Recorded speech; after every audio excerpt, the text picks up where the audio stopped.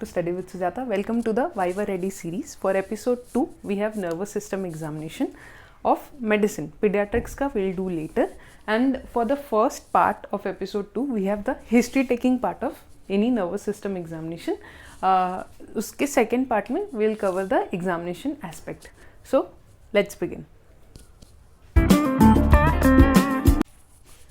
तो जनरली जब हम लोग CNS का हिस्ट्री टेकिंग करते हैं तो उसमें पेशेंट जनरली 3 चीफ कंप्लेंट्स के साथ होता है. पहला होता है weakness in the upper limb and lower लिम के मसल्स, दूसरा होता है आपका डेविएशन ऑफ माउथ और तीसरा होता है आपका स्लरिंग ऑफ स्पीच. ये मोस्ट कॉमन कंप्लेंट्स हैं जिनको आपको क्रोनोलॉजिकल ऑर्डर में अरेंज करना है. तो वीकनेस आपको बताना है विच साइड है और अपर लिम में है सिर्फ कि लोअर लिम में या फिर बोथ में. ठीक है, तो HOPI इनसे बहुत सारे एक्चुअली क्वेश्चंस बन सकते हैं आपके, जो कि मैं आपको HOPI डिस्कस करते करते बताऊंगी.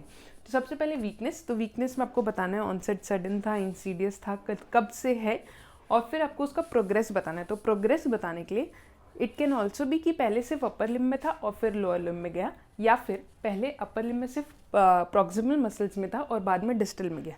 तो ये बोथ इंडिकेट करते हैं कि it is progressive in nature. पहले सिर्फ प्रॉक्सिमल से डिस्टल में चल गया इन द अपर लिम, और फिर वो सिर्फ अपर लिम में था और फिर लोअर लिम में चला गया. डैट ऑल्सो डिस्क्राइब्स की weakness was progressive in nature.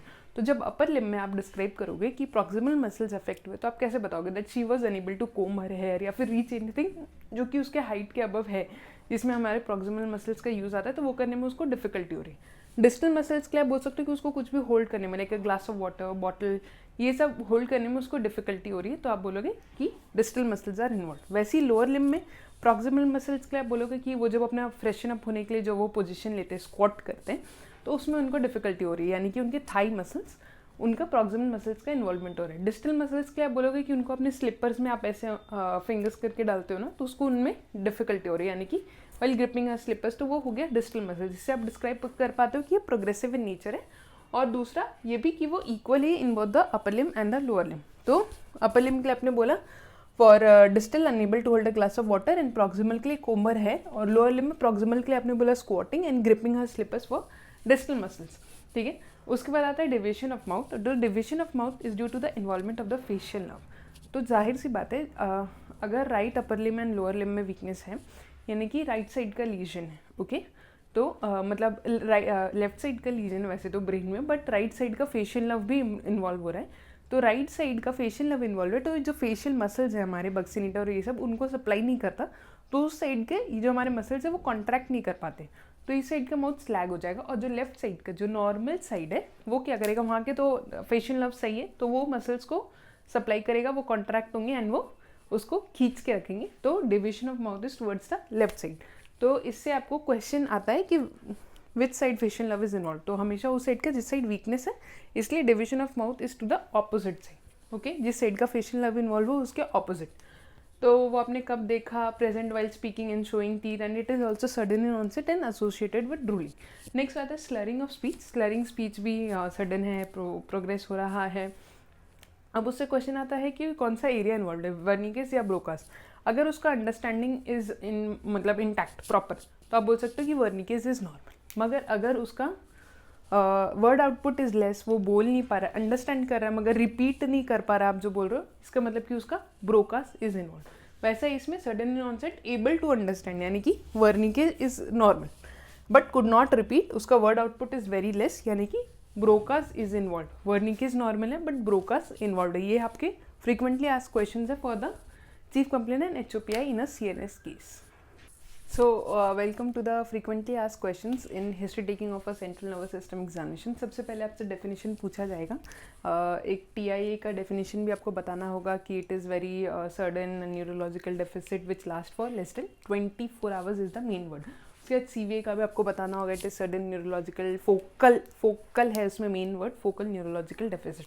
अभी For once and for all, let us know the difference between the 3 types of strokes, जो कि हमेशा एक nervous system examination question में हमसे पूछा ही जाता है कि whether your patient is having a thrombotic stroke, embolic stroke या फिर hemorrhagic stroke.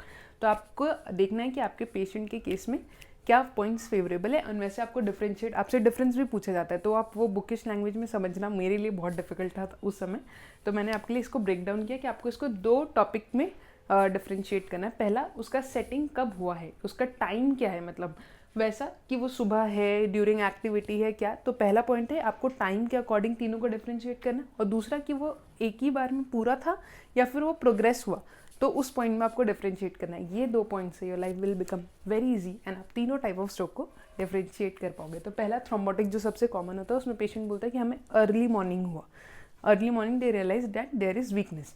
और जनरली हिस्ट्री होता है, ऐसा होता है कि वो उठे थे, सुबह वॉशरूम गए तब तो वो तभी भी चल पा रहे थे, फिर वो आके सोए, फिर जब वो उठे तो उनके पूरे मसल्स इन्वॉल्व थे, मतलब फिर वो उठ नहीं पा रहे थे, उनका हाथ मूव नहीं कर पा रहे थे। इसका मतलब क्या कि वो प्रोग्रेसिव है, ठीक है। तो ये 2 पॉइंट्स हो जाते हैं आपके थ्रोम्बोटिक के सपोर्ट में। अभी आपसे पूछा जा सकता है कि अर्ली मॉर्निंग क्यों होता है, बिकॉज उस समय जो हमारा कोऑगुलेटिव प्रॉपर्टी होता है जो ब्लड का, वो सबसे मैक्सिमम होता है। क्यों? क्योंकि उसमें प्लाज्मिनोजेन ज़्यादा होते हैं, जो इनिबिटर्स होते हैं वो कम होते हैं, उसके वजह से उस समय हाइपर कोऑगुलेबिलिटी ऑफ ब्लड के मैक्सिमम चांसेस होते हैं। इसलिए अगर अर्ली मॉर्निंग वीकनेस है then go for thrombotic stroke. उसके बाद उसमें प्रोग्रेशन होता है। तो प्रोग्रेशन भी क्यों होता है, ये भी मैंने एक्सप्लेन किया कि इसमें होता है पेनम्बरा। तो सबसे पहले हमारा जो इन्वॉल्व होता है, ये बिग वेसल्स में होते हैं, ठीक है। तो मेनली जो हमारा जो सबसे पहले इस्टेमिक कोर, ये वाला जो पार्ट है ये इन्वॉल्व हुआ है, यहाँ पे ब्लड वेसल्स थ्रोम्बोज हो गए हमारे। तो पहले बस इतने, इसलिए उसको क्या होता है कि पहले सिर्फ थोड़ा वो उठा, वॉशरूम जाके आया, लेकिन उसके बाद उसके जो बाजू के वेसल्स है, जो जिनको सेव किया जा सकता है, अगर पेशेंट हमारा 4 आवर्स के अंदर आ जाता है, तो हम लोग हमारा उसको टेनेक्टिव प्लेस और वो सब देके हम लोग पेशेंट को ये वाला जो पार्ट है उसका सेव कर सकते हैं, यानी कि प्रोग्रेशन को रोक सकते हैं। लेकिन अगर तब नहीं आए, जो कि जनरली नहीं आ पाते, तो हमारा जो उसका सराउंडिंग एरिया है जो कि नॉर्मल होता है, फिर वो इन्वॉल्व होता है, जिसको हम लोग बोलते हैं penumbra. This is the golden word that you have to say in your viva. तो अगर उसका इन्वॉल्वमेंट हुआ तो फिर वो प्रोग्रेस होता है। धीरे धीरे जैसे इन्वॉल्व होता जाएगा, पहले इतना पार्ट फिर इतना पार्ट, तो आपका वीकनेस प्रोग्रेस होता जाएगा। तो this is the reason for progression. Early morning हमने बता दिया, maximum coagulation and then progression because of the involvement of the penumbra. Next आता है इम्बोलिक। इम्बोलिक मतलब कि इम्बोलाई कहीं से डिसलॉज हुआ। वो जनरली हार्ट डिजीज पेशेंट्स के केस में होता है, जिनको उनके लिए भी एक कीवर्ड होता है एमसीक्यूज में जनरली कि एट्रियल फिब्रिलेशन है या फ्लटर है।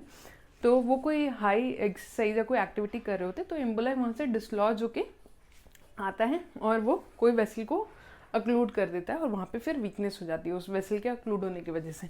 तो वो होता है इम्बोलिक। इम्बोलिक में आप क्या बताएंगे, time is during any activity, और जनरली हार्ट डिजीज पेशेंट्स में।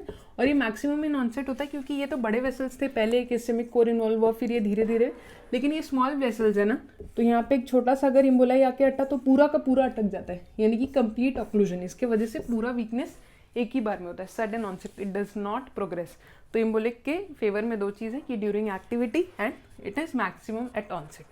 फिर आता है हेमोरेजिक। हेमोरेजिक हमें समझ आ रहा है, कोई ट्रॉमा हो या ब्लड लॉस हुआ हो तब होता है, उसका टाइमिंग हो गया ब्लड लॉस या trauma, and it is progressive. क्यों? क्योंकि अगर ट्रॉमा हुआ, वहाँ पे प्लेटलेट्स आए, सब कुछ आए, ट्रांसजुडेशन एक्सजुडेशन हुआ, हमारे रिलीज हुए सारे कीमोकाइंस और वो सब, तो उसकी वजह से ईडिमा फॉर्म होता है। ईडिमा फॉर्म होने की वजह से वो सराउंडिंग स्ट्रक्चर्स को कंप्रेस करता है, और उसके वजह से धीरे धीरे और भी ब्लड वेसल्स अक्लूड होने मतलब कंप्रेस होंगे, और भी स्ट्रक्चर्स और भी नर्व्स, उसके वजह से वर्सन होता जाएगा, यानी कि वो भी प्रोग्रेस करेगा। तो हेमोरेजिक के फेवर में है blood loss and trauma and progressive due to oedema. तो ये था difference between thrombotic, embolic and haemorrhagic stroke. Congratulations to you on making till the end of this video. CNS हमारा जो, जैसे मैंने बोला है कि हमारा बहुत ड्रेडेड सिस्टम है फॉर आवर ये यूनिवर्सिटी एग्जामिनेशंस, और जो प्रोफेसर्स है वो जनरली हमसे एग्जामिनेशन वाला पार्ट आस्क करते हैं, हमें दिखाने बोलते हैं। तो make sure you watch the next episode which is upon clinical examination. ये था हिस्ट्री टेकिंग। इसमें भी हम लोग कभी कभी फंस जाते हैं, right side, left side, which side lesion, ये सब में, तो उनको आप एक बार ढंग से देखिए। और नेक्स्ट आप clinical examination make sure to watch that, because वो जनरली आपको पेशेंट्स पे करके दिखाना पड़ता है। ये आपसे टीचर्स ज़रूर अगर CNS आया तो एग्जामिनेशन पूछेंगे ही पूछेंगे, और आपको करना ही पड़ेगा in your bedside viva. Make sure to watch the next episode, and thank you for subscribing to the channel. Please like the video and share with your friends, जो कि उन्हें भी हेल्प करे उनके वाइवा के लिए prepare होने के लिए। And thank you so much. See you again, bye bye.